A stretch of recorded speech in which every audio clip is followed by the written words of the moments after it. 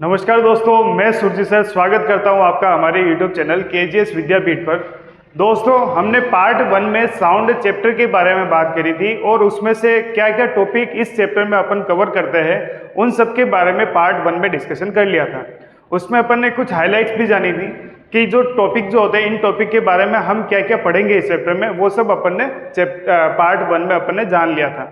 अगर आपने पार्ट 1 नहीं देखा है तो एक बार जाकर जरूर देखें। उससे हमें क्या होता है, उससे हमें एक हाईलाइट मिल जाती है, हमें जानने का अवसर मिल जाता है कि हम इस चैप्टर में क्या क्या पढ़ेंगे और हमारे लिए क्या क्या चीज़ इंपॉर्टेंट होने वाली। स्टार्ट करते हैं हम आज का टॉपिक। इंट्रोडक्शन के बारे में बात करते हैं कि जो साउंड वेव जो होती है वो साउंड वेव क्या होती है, व्हाट इज साउंड वेव। तो साउंड वेव क्या होती है, तो sound wave is the sensation felt by our ear, it is called sound. मतलब एक ऐसी सेंसेशन जो हम कहाँ महसूस कर पाते हैं, हमारे ईयर्स में अपन महसूस कर पाते हैं, उसको अपन क्या बोलते थे, उसको अपन साउंड वेव बोलते हैं। और उसके बाद में एक और इंपॉर्टेंट चीज आती है कि जो साउंड वेव जो होती है, साउंड वेव एक ऐसी एनर्जी की फॉर्म है जो हमें क्या कराएगी, हमें किसी भी चीज को देखने में हेल्प करवाती है। जिस तरह से अपन ने लास्ट वीडियो में बात करी थी कि जो हमारी जो लाइट एनर्जी जो होती है, वो लाइट एनर्जी क्या करती है, हमें किसी भी चीज को देखने में हेल्प करवाती है। उसी तरह जो साउंड वेव जो होती है, वो साउंड वेव हमें क्या करवाएगी, किसी भी चीज को सुनने में हेल्प करवाती है। उसके बाद में एक और इम्पोर्टेंट लाइन आती है हमारे पास में कि जो हमारी जो साउंड वेव जो होती है, उस साउंड वेव के ऊपर law of conservation of energy भी वर्क करता है। अब ये law of conservation of energy क्या होता है, तो ये हमने लास्ट चैप्टर में अपन ने डिस्कशन किया था इस law of conservation of energy के बारे में। क्या डिस्कशन किया था कि जो हमारी जो एनर्जी जो होती है, हम किसी भी एनर्जी को एक फॉर्म से दूसरी फॉर्म में ट्रांसफर कर सकते हैं, उसका अपन कभी भी डिस्ट्रॉय नहीं कर सकते हैं, उसका कभी भी अपन विनाश नहीं कर सकते हैं। अगर हम चाहें कि मेरे पास में जो अभी एनर्जी निकल रही है, जैसे साउंड वेव अगर मैं निकाल रहा हूं यहां से, तो वो साउंड एनर्जी आप तक पहुंचते पहुंचते खत्म हो जाएगी। लेकिन ऐसा नहीं होता है, ये किसी न किसी दूसरी एनर्जी की फॉर्म में ट्रांसफर हो जाती है। जैसे मेरे पास में जो आसपास में मीडियम के जो भी पार्टिकल है, गैसेस के जो भी पार्टिकल हैं, उनसे वो जो साउंड वेव जो होगी वो टकराएगी। टकराने के बाद में क्या होता है, यही साउंड वेव या यही साउंड एनर्जी हीट की फॉर्म में ट्रांसफर हो जाएगी, हीट एनर्जी की फॉर्म में ट्रांसफर हो जाएगी। मतलब ये प्रोसेस जो होगा, ये एक जगह से दूसरी जगह तक चलता रहेगा, ये कभी भी खत्म नहीं होता है। और यही कौन बताता है, यही हमारा law of conservation of energy बताता है। उसके बाद में एक और चीज आती है कि जो हमारी जो साउंड वेव जो होती है, वो साउंड वेव क्या होती है, एक वेव की फॉर्म में ट्रेवल करती है। कैसे सर, ये क्या होता है, तो हम क्या करते हैं, हमारे पास में अगर एक पत्थर होता है, उस पत्थर को अपन एक पानी की सरफेस के ऊपर, एक वाटर की सरफेस के ऊपर अगर गिराते हैं, तो वहां पर आप देखोगे कि वो जो हमारे जो वाटर की जो सरफेस होगी वो एक लेयर की फॉर्म में जाने लगती है। इसका मतलब क्या हुआ, जब अपन ने किसी भी जगह पर या फिर किसी भी वाटर की सरफेस पर अगर अपन ने पत्थर को गिराया था, तो वहां पर क्या बनती है, वहां पर वो एनर्जी रिलीज करी थी किसने, एक स्टोन ने या एक पत्थर ने। तो वहां पर क्या हुआ, वो जो वाटर सरफेस थी उसी एनर्जी को लेकर क्या करती है, आगे आगे आगे ले जाते हुए वो क्या करती है, ट्रांसफर, उसी एनर्जी को ट्रांसफर करती है। तो अगर हम बात करते हैं वेव के बारे में, तो वेव की यहाँ से एक शानदार डेफिनेशन निकल के आती है कि जो हमारी जो वेव जो होती है वो क्या होती है, एक एनर्जी कैरियर होती है, जो क्या करती है, एनर्जी को एक पॉइंट से दूसरे पॉइंट तक, एक पॉइंट से दूसरे पॉइंट तक ले जाने में क्या करवाती है, हेल्प करवाती है। उसी के बाद में हम जब बड़ी क्लासेस में आते हैं, हम 11th में आते हैं, हम 12th में आएंगे, तो वहां पर अपन ये बात करेंगे, जो हमारी जो वेव जो होती है, उस वेव के भी क्या होते हैं, 3 पार्ट होते हैं। वो अभी वैसे इंपॉर्टेंट तो नहीं है, लेकिन मैं फिर भी आपकी जनरल नॉलेज के लिए, या फिर अगर आप आगे चल के साइंस मैथ्स लेने वाले हैं, तो वहाँ पर अगर आप जो फिजिक्स पढ़ेंगे, तो वहाँ पर ये वेव्स के बारे में एक बड़ा सा चैप्टर आएगा, उसको पढ़ना पड़ेगा। तो उसकी बेसिक इन्फॉर्मेशन दे देता हूँ कि जो हमारी जो वेव जो होती है, उस वेव के भी कितने टाइप होते हैं, इसके भी 3 टाइप्स होते हैं। एक कौन सी वेव होती है, एक होती है हमारे पास में मैकेनिकल वेव। उसके बाद में अपन सेकंड क्या पढ़ते थे, सेकंड पढ़ते हैं अपन इलेक्ट्रोमैग्नेटिक वेव।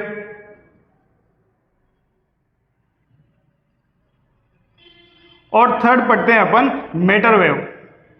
अब इन वेव्स के बारे में थोड़ा बहुत भी अगर डिस्कशन करें अपन, तो मैकेनिकल वेव्स क्या होती हैं? ऐसी वेव जिसको अपने को क्या चाहिए होगा, जिसके लिए हमें मीडियम चाहिए होता है, जिसको ट्रेवल करने के लिए किसी न किसी मीडियम की नीड होती है। सर मीडियम से क्या मतलब है? मतलब उसके आसपास में ऐसे पार्टिकल्स चाहिए होते हैं जिससे टकरा कर क्या होगी, वो एनर्जी एक जगह से दूसरी जगह ट्रांसफर हो पाती है।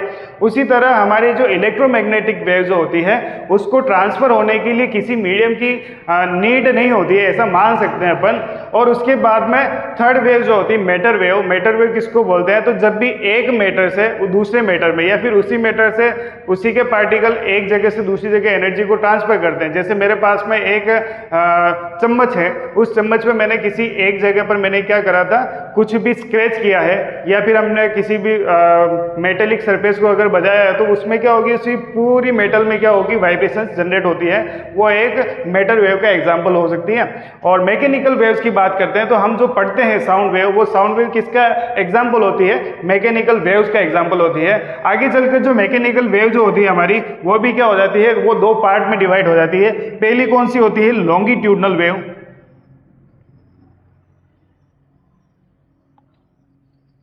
और दूसरी होती है हमारे पास में ट्रांसवर्स वेव। इन सभी के बारे में, ट्रांसवर्स वेव, लॉन्गिट्यूडनल वेव्स के बारे में अपन अब आगे आने वाला जो टॉपिक है उसमें अपन डिस्कशन करेंगे। लेकिन तब तक अपन क्या जान लेते हैं कि जो हमारी जो साउंड जो होती है वो किसकी फॉर्म में ट्रेवल होती है? वेव की फॉर्म में ट्रेवल होती है। उम्मीद है यहाँ तक आपको एकदम से क्लियर समझ में आ चुका होगा। इसके बाद में नेक्स्ट स्लाइड में अपन क्या पढ़ेंगे? अपन पढ़ेंगे प्रोडक्शन ऑफ साउंड के बारे में, कि हमारा जो साउंड जो होता है वो साउंड का प्रोडक्शन कैसे कैसे हो सकता है। इसके बहुत सारे तरीके होते हैं। जैसे हम जो ह्यूमंस है, हम ह्यूमंस के अंदर क्या होते हैं, वोकल कॉर्ड होते हैं। उस वोकल कॉर्ड की हेल्प से क्या होती है, हमारे अंदर हम वॉइस जनरेट हो पाती है। उसी तरह हम क्या कर सकते हैं, हम किसी ड्रम है, उस ड्रम की ड्रम मतलब तबला, उस तबले की अगर अपन मेम्ब्रेन को बजाते हैं, उसकी सरफेस को अगर अपन वाइब्रेट करवाते हैं, तो इसकी वजह से क्या हो सकता है, साउंड प्रोड्यूस हो सकता है। उसके बाद में हम गिटार बजा रहे हैं, तो गिटार की जो स्ट्रिंग्स होती है, उन स्ट्रिंग्स को अगर प्लग करते हैं, खींचते हैं अपन, तो उससे क्या निकलेगी, वॉइस निकलती है। ऐसे बहुत सारे तरीके हो सकते हैं जिससे क्या हो सकती है, साउंड का प्रोडक्शन हो सकता है। इसके बारे में अभी अपन नेक्स्ट स्लाइड में बात करते हैं। तो दोस्तों अब अपन बात करते हैं प्रोडक्शन ऑफ साउंड के बारे में, कि जो हमारा जो साउंड जो होता है वो प्रोड्यूस कैसे होता है। तो इसके लिए हमारे पास में दो तरीके हो सकते हैं, कि अगर हमारे पास में कोई ऑब्जेक्ट है, अगर वो खुद से वाइब्रेट होना स्टार्ट कर दे, तो उसकी वजह से क्या होगा, साउंड का प्रोड्यूशन या फिर साउंड का प्रोडक्शन होना स्टार्ट हो जाता है। दूसरी कंडीशन होती है कि अगर हमारे पास में कोई ऑब्जेक्ट है और उसको हम क्या कराते हैं, उसको हम वाइब्रेट करवाते हैं। जैसे हमारे पास में कोई एक मेटेलिक सरफेस है, उस मेटेलिक सरफेस को आपने ले जाके या तो कंकर मारा या फिर आपके पास में और कोई मेटेलिक सरफेस थी उसको मारा, जिसकी वजह से क्या करेगी, वो वाइब्रेट होना स्टार्ट करेगी और उससे क्या होगा, साउंड प्रोड्यूस होना स्टार्ट हो जाएगा। जैसे एक एग्जांपल लेते हैं, हम स्कूल में जो घंटी बजाते हैं, उस घंटी बजाने के लिए हम क्या करते हैं, एक बड़ी सी मेटेलिक सरफेस होती है, या फिर हमारे पास और एक क्या होता है, हमारे पास में एक डंडा होता है, जिसको अगर अपन ले जाके उसके ऊपर मारेंगे तो क्या होगा, साउंड प्रोड्यूस होता है। तो यही तरीका होता है हमारे पास में साउंड प्रोड्यूस होने का, कि जब भी कोई दो सरफेस अगर मिलती है या टकराती है और उसकी वजह से वाइब्रेशन जनरेट होते हैं और आसपास में जो मीडियम है वो मीडियम के पार्टिकल्स मूवमेंट बताते हैं अपनी, तो उसकी वजह से क्या होगा, साउंड प्रोड्यूस होना स्टार्ट हो जाता है। अब सेकंड कंडीशन जो आती है कि जो हमारी जो साउंड जो होगी, वो साउंड प्रोड्यूस होने के लिए एनर्जी कहाँ से मिलेगी। तो इस एनर्जी के पीछे हमारे पास में दो राज हो सकते हैं। एक तो होती है या तो हमारे पास में बाय हैंड्स भी अपन कर सकते हैं, या फिर हम हवा की मदद से, विंड की मदद से भी क्या करवा सकते हैं, हमें एनर्जी मिल सकती है। क्या सिर्फ दो ही तरीके होते हैं क्या? नहीं, ऐसे बहुत सारे तरीके हो सकते हैं जिसकी वजह से क्या मिल सकती है हमें,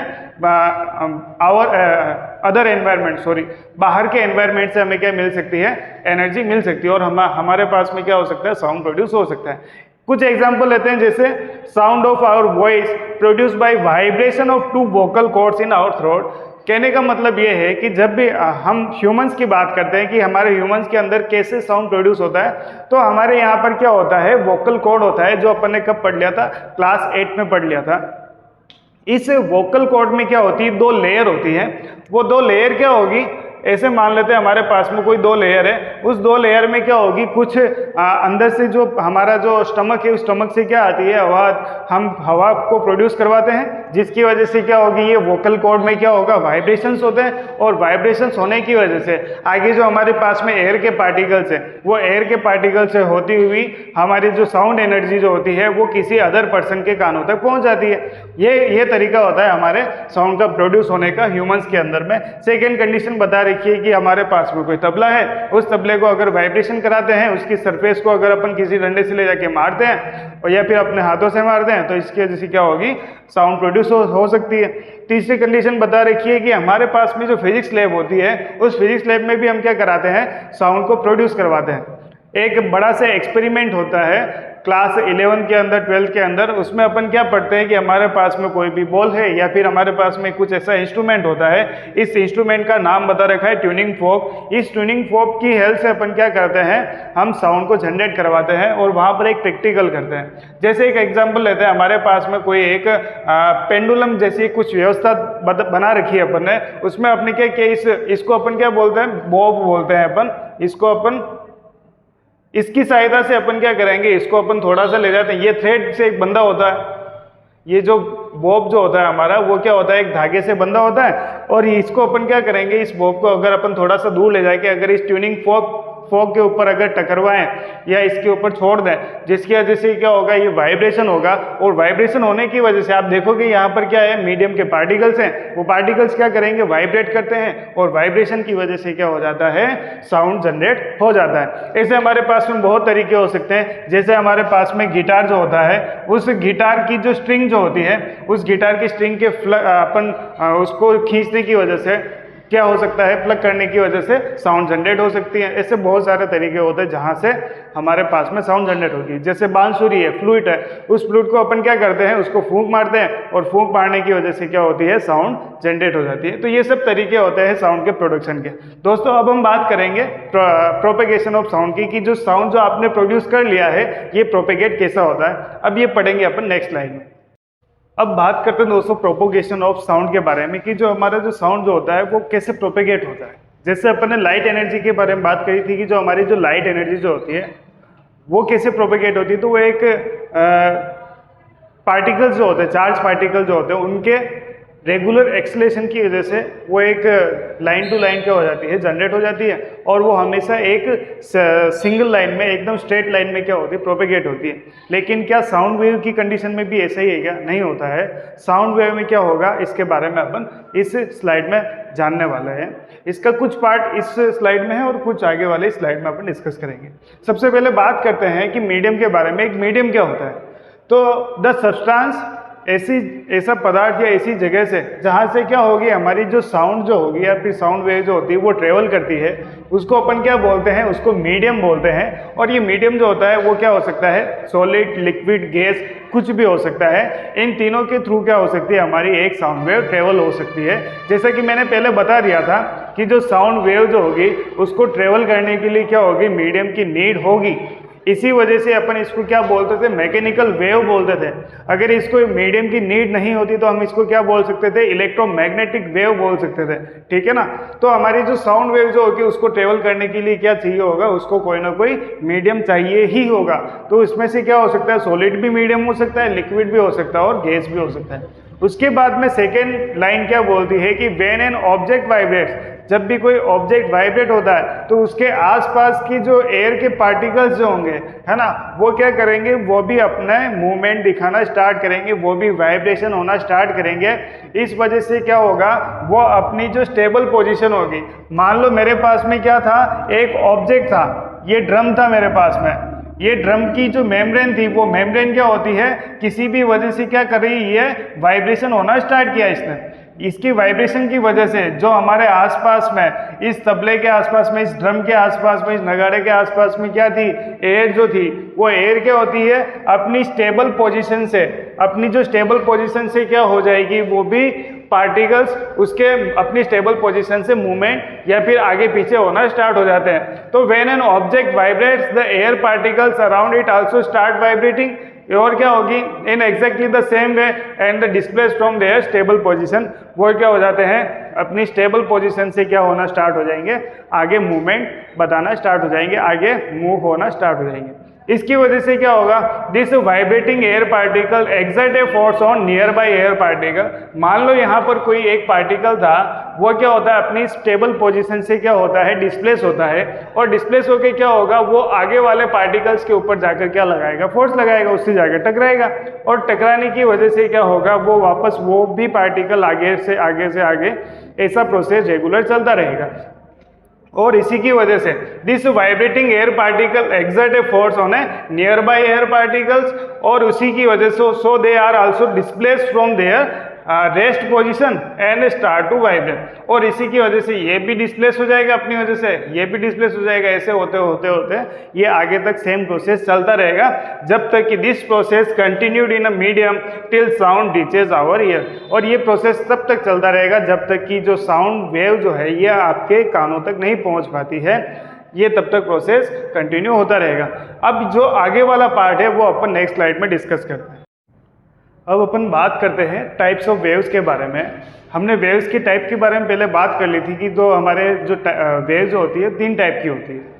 पहली थी मैकेनिकल वेव। मैकेनिकल वेव्स में अपन ने जाना था कि मैकेनिकल वेव्स को एक जगह से दूसरी जगह तक जाने के लिए किसी न किसी मीडियम की नीड होगी, ये पढ़ लिया था अपन ने, अभी लास्ट स्लाइड में पढ़ लिया था। उसके बाद में इलेक्ट्रोमैग्नेटिक वेव्स के बारे में अपन ने क्या जाना था कि जो इलेक्ट्रोमैग्नेटिक वेव जो होती है उसको किसी भी मीडियम की नीड नहीं होती है, वो बिना मीडियम के ही क्या कर सकती है, एक जगह से दूसरी जगह ट्रेवल कर सकती है। उसके बाद में अपन मैटर वेव के बारे में बात करी थी कि जो मैटर वेव जो होती है वो मैटर टू मैटर ही ट्रांसफर होती है, उसको अपन क्या बोल सकते हैं, मटेरियल वेव या मैटर वेव कहते हैं। ठीक है। उसके बाद में मैकेनिकल वेव्स के बारे में अपन ने जाना था कि मैकेनिकल वेव कितने टाइप की होती है, तो 2 टाइप की होती है। एक तो होती है लॉन्गिट्यूडनल वेव और एक होती है हमारे पास में ट्रांसफर वेव। अब हमारी जो साउंड वेव जो है, ये जो साउंड जो है वो कौन सी वेव का एग्जाम्पल है, तो वो एग्जाम्पल होता है हमारा लॉन्गिट्यूडनल वेव्स का। किसका एग्जाम्पल होता है,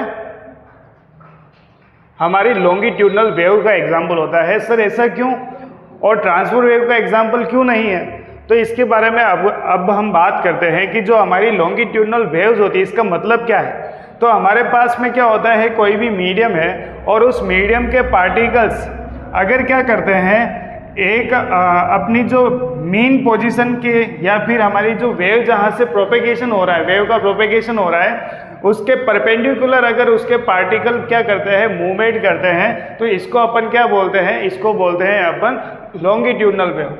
जैसे हमारे पास में अगर एक स्प्रिंग लेते हैं अपन, उस अगर स्प्रिंग को देखते हैं अगर अपन, तो स्प्रिंग को अगर आपने ऐसे लटकाया, लटकाने के बाद में क्या कंडीशन होगी कि जो स्प्रिंग जो होगी वो स्प्रिंग क्या करती है, कुछ टाइम के लिए नीचे आएगी एकदम से, और उसके बाद में क्या होगा, इसके अंदर कुछ दूर दूर तक क्या बनती है, कुछ ऐसे राउंड बन के आते हैं। उसके बाद में अगर आप वापस देखोगे तो क्या होती है, वो स्प्रिंग कहीं से इकट्ठा हो जाती है और कहीं से क्या हो जाती है, वापस दूर दूर तक चली जाती है। अब इसमें क्या हो रहा है, इसके जो वेव जो है उस वेव का प्रोपेगेशन कौन सी साइड में है, इस डायरेक्शन में था, और उसके जो पार्टिकल्स जो मूव कर रहे हैं वो क्या कर रहे हैं, सॉरी मैंने प्रोपेगेशन को अगर परपेंडिकुलर बोला था, वो तो ट्रांसफर वेव का एग्जांपल था, यहाँ पर मेरे से थोड़ी सी मिस्टेक हुई है तो उसके लिए मैं क्षमा चाहूँगा आपसे। लॉन्गिट्यूडनल वेव्स में क्या होता है, जब प्रोपेगेशन हो रहा है वेव का प्रोपेगेशन, तो उसमें जो वेव की जो डायरेक्शन होती है उसी डायरेक्शन में क्या करेंगे, उस मीडियम के पार्टिकल्स भी क्या करते हैं, मूवमेंट दिखाते हैं अपनी। तो इस साउंड वेव में भी क्या होगा, ये जो इसके जो पार्टिकल्स होंगे वो क्या करेंगे, रेयर फ्रैक्शन और कंप्रेशन की थ्रू क्या करेंगे, उसी डायरेक्शन में क्या करेंगे, फॉलो होंगे। जैसे मान लो यहाँ पर क्या था, हमारे पास में मीडियम के पार्टिकल्स है, तो यहाँ पर बहुत सारी डेंसिटी हो गई थी, उसके बाद में क्या होगा, यहाँ पर क्या बनेंगे, वापस रेयर फ्रैक्शन बनेंगे। वैसे ही आगे जाके क्या होंगे, ये वापस आगे जाके टकराते हैं, इसी वजह से क्या बनते हैं, यहाँ पर वापस कंप्रेशन बनेंगे। ऐसे ही वापस आगे जाके क्या होंगे, रेयर फ्रैक्शन हो जाएंगे। ऐसे ही रेगुलर क्या होगा, एक ये प्रोसेस कंटिन्यू चलता रहता है, और इसी वजह से इसको अपन क्या मानते हैं, लॉन्गिट्यूडनल वेव्स मानते हैं। सेकेंड कंडीशन आती है ट्रांसफर वेव की, ऐसी वेव जिसमें प्रोपेगेशन के समय पर जो वेव का जो प्रोपेगेशन है उसकी डायरेक्शन में क्या नहीं हो रहा है, सॉरी ट्रांसफर वेव में क्या होता है, ट्रांसफर वेव में जो वेव की जो डायरेक्शन है उसके परपेंडिकुलर क्या हो रखी है, उसके पार्टिकल्स की मूवमेंट हो रही है। ये चीज़ को आप याद रखें।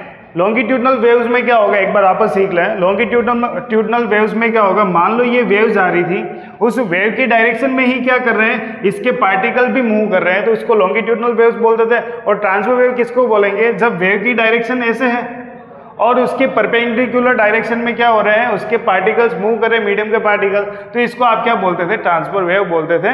ये दोनों चीज़ें आपको याद रखनी है। अगर हम देखते हैं एक पत्थर अगर हम कहाँ गिराए पानी के अंदर और उसके बाद में जो वो वेव बनेगी, वो वेव ट्रांसफर वेव का एग्जाम्पल होगी। और जो हमारी जो साउंड वेव है, यहाँ पर क्या करेगा, एक पार्टिकल वेव अगर ऐसे जा रही है आपके डायरेक्शन में, मैं यहाँ से बोल रहा हूँ आपके डायरेक्शन में आ रही है, तो ये वेव की जो डायरेक्शन है वो तो ऐसे है, और उसी डायरेक्शन में क्या कर रहे हैं हमारे जो एयर के जो पार्टिकल्स है वो भी क्या कर रहे हैं, एक दूसरे को धक्का मारते हुए आप तक आ रहे हैं। इस वजह से ये कौन सी वेव का एग्जाम्पल होता है, लॉन्गिट्यूडनल वेव्स का एग्जाम्पल होता है। और ऐसे ही क्या करेंगे, हमारे एयर के जो पार्टिकल जो होते हैं वो क्या बनाएंगे, बार बार कंप्रेशन और रेयर फ्रैक्शन बनाते हैं। और कंप्रेशन और रेयर फ्रैक्शन, ये यहाँ पर कंप्रेशन जहाँ पर पार्टिकल्स बहुत ज़्यादा इकट्ठा होते हैं उसको क्या बोलते हैं अपन, कंप्रेशंस बोलते हैं। और आगे जो बहुत ज़्यादा पार्टिकल्स थोड़ा दूर दूर हो जाते हैं, क्योंकि बार बार टकराएंगे, टकराने के बाद में क्या होगा, दूर भी तो होगा पार्टिकल, तो दूर जब होते हैं तो उसको अपन क्या बोलते हैं बेटा, रेयर फ्रैक्शन बोलते हैं। ऐसे कंप्रेशन रेयर फ्रैक्शन ये तब तक चलता रहेगा जब तक कि आपके कानों तक हमारी आवाज़ नहीं पहुंच पाती है। तो यही हो जाता है हमारा साउंड का प्रोपेगेशन। उम्मीद है आज का वीडियो आपको अच्छा लगा होगा, और वीडियो अगर अच्छा लगा है तो आपको क्या करना है, आपको लाइक बटन पर टैप करना है, सब्सक्राइब करना है चैनल को, और अपने दोस्तों को भी शेयर करना है, जिससे वो भी क्या कर सकते हैं, हमारी इस सुविधा का लाभ ले सकते हैं।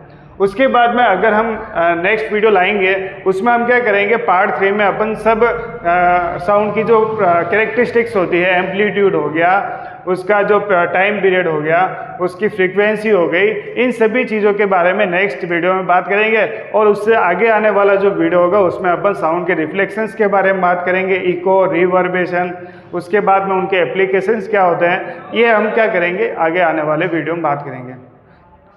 अब मिलते हैं अपन नेक्स्ट वीडियो में, तब तक के लिए धन्यवाद।